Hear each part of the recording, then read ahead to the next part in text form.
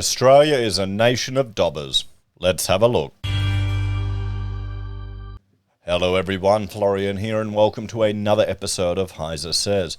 Grab your stein of coffee. I want to have a look at this article from news.com.au by Frank Chung about dobbing becoming Australia's favourite pastime during the pandemic. Now, I think it was our favourite pastime before that. Honestly, I think the pandemic and the lockdowns just brought it to light. It made people realise neighbour would happily report neighbour to the authorities, or who would dob in, who would happily report them to the to the police. I mean, come on, everyone. People saw what Australia was really like. Everyone thought Australia was some laid-back, chilled, relaxed country. You know, she'll be right, mate. Well, the curtain's down, guys. We're a whole bunch of Karens that are happily willing to ring up to report our neighbours who have lived next to for years because they had a friend over. Just dwell on that for a moment. I was talking to a gentleman the other day, tradie, covered in tats and everything, and he was talking about how someone up the street from him was having a big party, and he was there ringing up the police and dobbing them in. What happened to the larrikinism of Australia here? I think it comes back to the whole tall poppy syndrome. I think that's what the issue stems from, is jealousy. Just fundamentally jealous of others who have or who are succeeding. I think that's a big part of Australia. And I think that's why Australia's shifting so politically to the left more and more, and how some people are giving up, can't be bothered getting ahead, because the more you work, the more you earn, the more they take off you. So let's have a look. From illegal birthday parties to suspicious fast food orders, Aussies picked up on very unusual pastime during the COVID pandemic. Yeah, it's kind of sad, really. It is. In August 2021, with Sydney siders under strict lockdowns amid rising coronavirus cases, a newspaper headline blared, Police Minister says public tip-offs needed to stop COVID-19 outbreak. Yeah, I remember that. We've discussed this on the channel back then many times. David Elliott implored New South Wales citizens to consider Crime Stoppers as one of the most useful and important weapons in the war against COVID, urging them to report illegal family gatherings and household visits potentially contributing to the spread of the virus. This is what happened in Australia, everyone. People were reporting on their neighbours because they had family visiting. Just think about that. Here in Australia, doesn't that just sit wrong with you? The historical precedent of it? I think we need to make Gulag Archipelago required reading in the schools. Let me know in the chat what grade you think I should introduce that to my children. What year level? I think it's high school type of reading, because it is a bit confronting. The extent of your freedom depends on the case numbers. Oh shit. Berejiklian warned millions of locked down residents. Throughout the pandemic in New South Wales and across the country, Australians eagerly complied. Nosy neighbours called police on birthday parties and family gatherings. Concerned citizens photographed and publicly shamed each other for not wearing masks. Oh boy. I remember when Rachel and I were going to the hospital, and this was right at the beginning of the outbreak, and there was no requirement to wear masks. Some people were concerned, some were not. So I thought, well, we're going to a hospital. If there's going to be a bloody pandemic, it'll be there. So I got my paint stripping mask, and I'm walking around the hospital looking like Bane. And Rachel was quite embarrassed. But I'm thinking, well, hey, if I'm going to wear a bloody mask, I'll wear one that'll actually do something. If it can help me with lead paint, it's going to help me with a virus. I kind of got sick of that real quick. The novelty wore off. There's only so much you can LARP into the world. But let people do it if they want to. Oh, boy. But dobbing other people in, taking photographs. This is the problem now. Everyone is a little fucking Gestapo agent photographing everyone. They're the Stasi photographing everyone and reporting it to each other. Then they'll shame people on social media, and they'll dogpile on them to have their lives and careers destroyed. It kind of sucks, doesn't it? Here in Australia.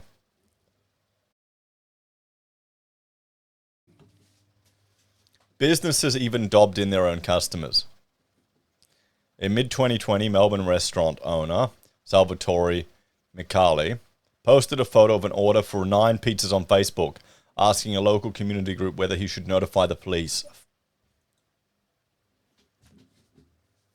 I hope he's out of business. Honestly, I don't care. I try and be open-minded about this type of thing, and I'm all for small business, but that just, yeah, come on. Somebody's having a party, I assume, or they could just be a fat bastard eating a lot of pizza, or they could be stocking up and freezing it. Definitely a shame. Put yourself in my shoes. What would you do? Deliver the food and shut up. Melbourne, too. I bet you Dan will get in. Guys, there's this whole hoo-ha over preferences and the preference whispering and all this stuff. I bet you Dan will get in. I don't think they even need that. The only thing the preference whisperer is doing is keeping the Greens out. He's going to get in. Okay? I'll be shocked if he doesn't get back in. People love the jackboot on the throat, particularly in Victoria. And they wonder, all these left-wing idiots wonder why fascism appears. Insane. And they realise they're the brown shirts. Mr. Micali told the ABC that the person on the phone sounded young and that at 8 p.m. it seemed too late for a normal household order. So I played my role for the Richmond community, he said, later posting to Facebook group that a gathering attempt was stopped. Am I the only one that's disgusted by this? Is it my German heritage and my interest in World War II and what happened in Germany and actually studying history? Is that why this all seems rather concerning?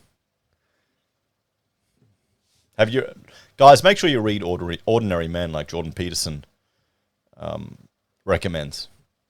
Although it's people my age getting enlisted in the police in the war and getting, dads committing atrocities. Earlier in 2020, a family in Bamara, southeast Melbourne again, was slapped with a $1,652 fine for throwing their 8-year-old son a birthday party. So their kid could have something normal. I mean, come on. At the time, gathering more than 2 people were banned in Victoria, and furious neighbours promptly called police on the arrogant parents. This happened in Australia. You can't trust anyone, can you? You can't trust anyone. We don't have communities anymore. If your own neighbours are dobbing you in. It looked like an auction. There were that many people. Neighbour Claire May told 7 News, I counted 50. I was angry, very angry, probably because you weren't invited. Oh, well, so what? It's outdoors. It is outdoors. What's the issue? For a children's birthday. In September 2020, a Twitter user, of course, posted a photo of 2 boys selling snacks and drinks from a stall in Ramsden Reserve during Stage 4 lockdowns, tagging the Yarra Council to deal with them. I remember all of this. We discussed this in many videos here. It's bloody disgusting, isn't it? This is Australia, guys. Outside we know the ineffectiveness of these lockdowns. Well, they're very effective at causing economic damage and just putting us in an insane amount of debts.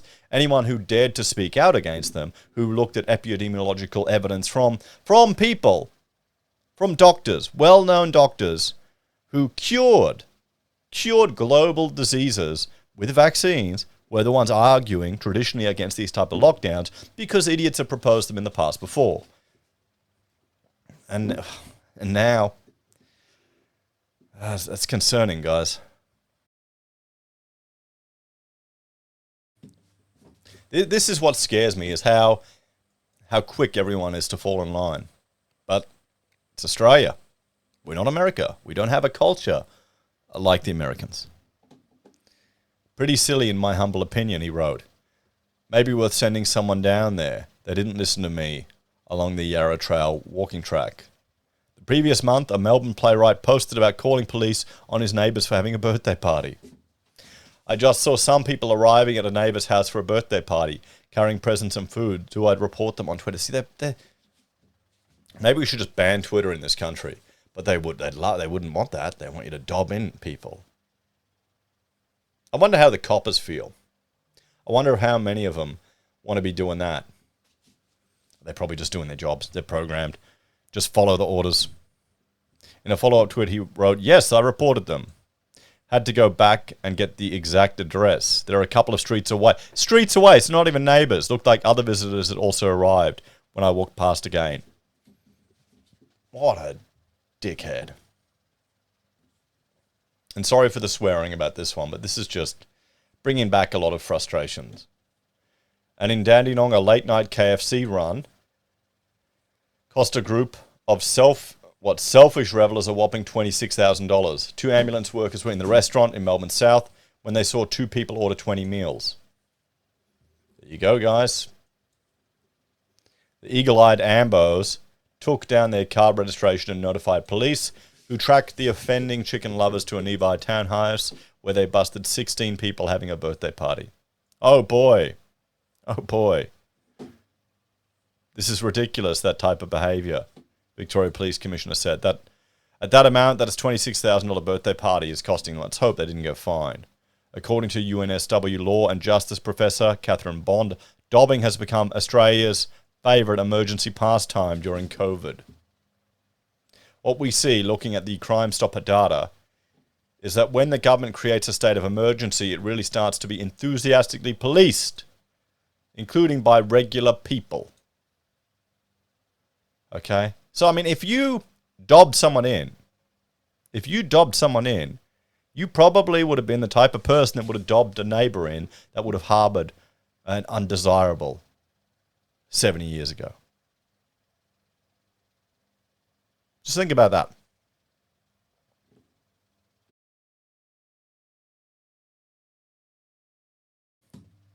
Look at this.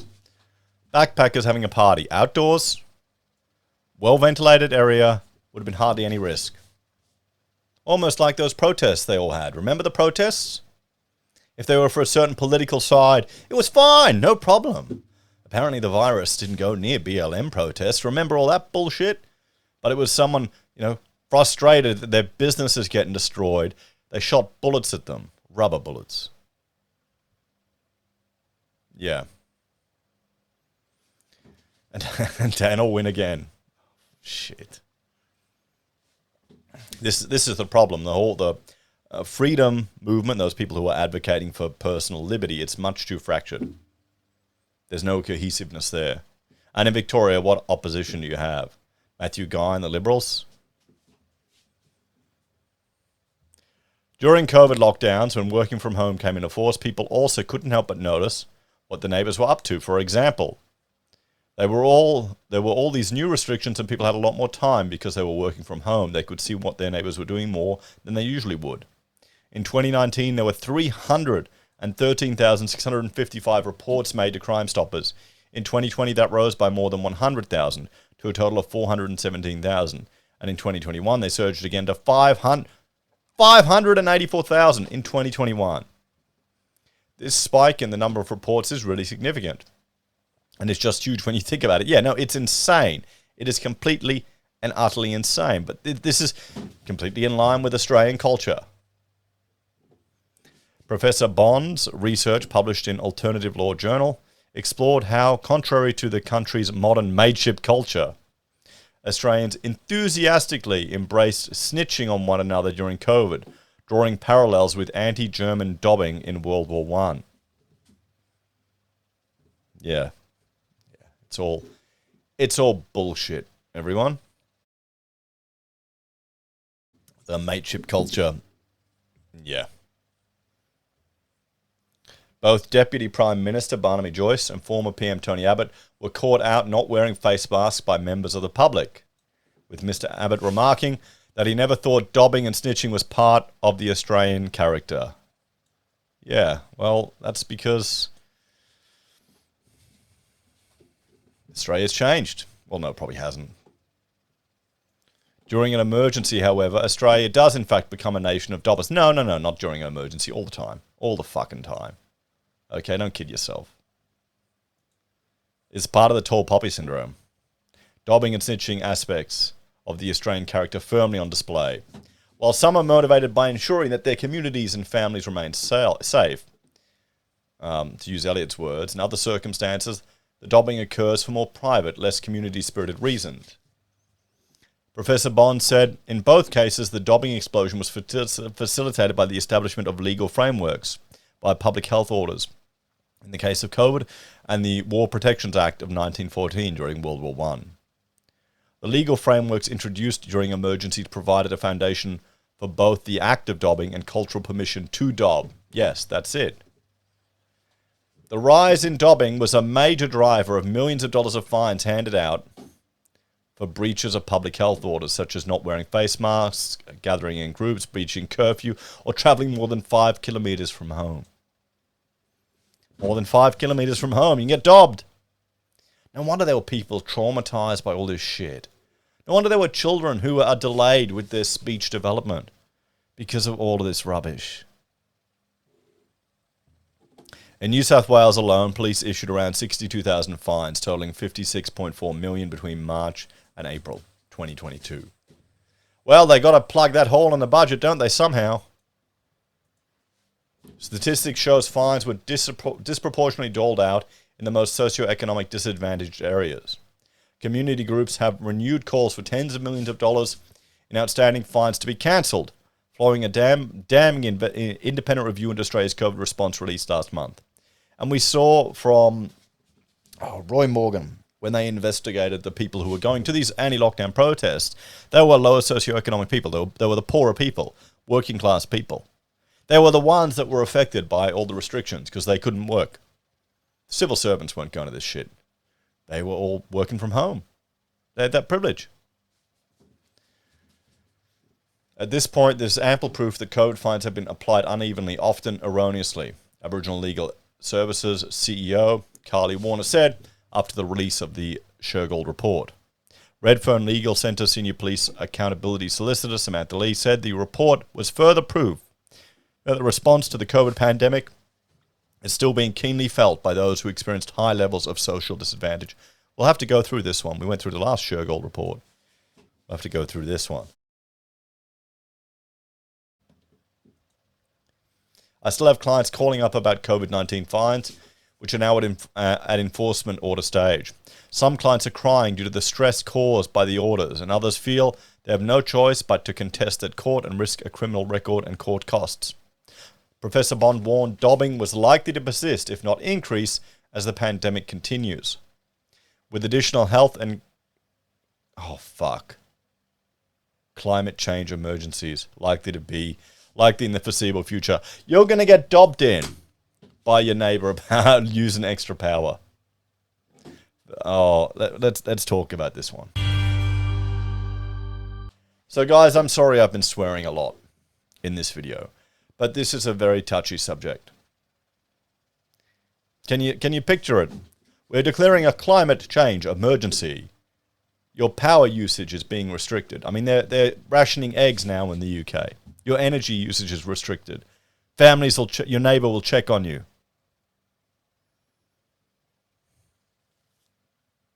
Welcome to Australia, guys. You think this is right and fair? You think Dan will get back in? Let me know your thoughts. Check out my other channels, Heise Mem and HeiseSays International. I don't know, guys. This just depresses me. If you want to support us, you can financially on YouTube or Patreon. Use our referral links, buy our pocket squares, or call us if you need an architect. Take care, guys. Have a great day. And don't dob your neighbour in if they have a friend over. Maybe they need to socialise.